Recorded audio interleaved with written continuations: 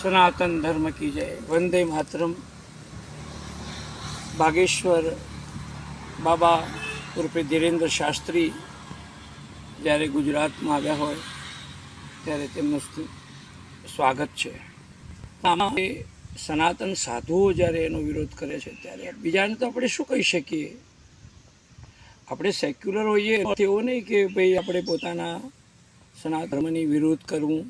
સનાતન ધર્મ એટલે પ્રકૃતિના 5 તત્વો, પંચદેવો, જો એ વાત કરતા હોય અને આટલું બધું દરેક જગ્યાએ મંદિરોનું બધું ચાલતું હોય, ધાર્મિક કામો ચાલતું હોય અને આટલું આ કામ કરે તો શું ખોટું છે? કોઈ બીજા ધર્મની નિંદા તો કરતા જ નથી.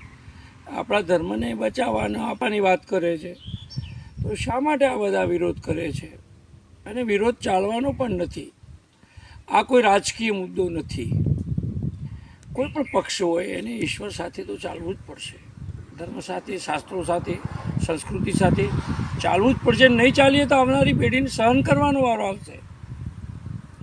એવા વિજ્ઞાનવાદી નથી થવાનું કે ઈશ્વરને ભૂલી જવાનું, આપણી સંસ્કૃતિને, સનાતનતાને ભૂલી જવી. એને વિજ્ઞાન નથી કહેવાતું.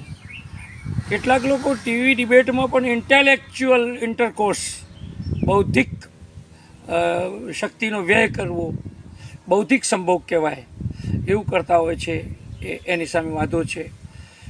કેટલાક પોતાના મંદિરમાં આવતા હોય ને એને બાધા આપતા હોય છે ને બધું કરતા હોય છે ને પાછા એ બાગેશ્વરનો વિરોધ કરતા હોય. અરે એથી કેવી રીતે ચાલી શકે? કોઈ ખોડિયારને લઈને ચાલે, કોઈ મોગલને લઈને ચાલે, કોઈ હનુમાનજીને લઈને ચાલે છે. પ્રજા પ્રેમથી આવે છે એને પ્રશ્ન પૂછે છે, સંતોષ મળશે ત્યાં સુધી આવશે, નહીં આવે તો કંઈ નહીં. કેટલાક લોકો એમને આશારામજી સાથે સરખાવે છે. આશારામજી પર ઘણા ગુના હતા અને કોર્ટમાં સાબિત થયા એટલે એમને સજા થઈ.